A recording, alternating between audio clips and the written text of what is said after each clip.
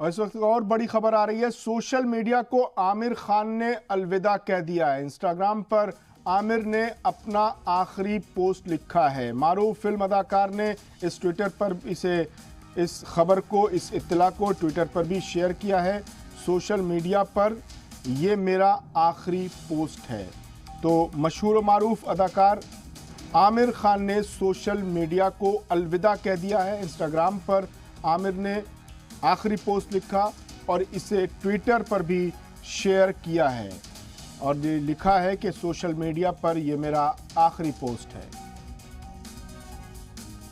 तो मशहूर मारूफ अदाकार आमिर खान ने सोशल मीडिया को अलविदा कह दिया है।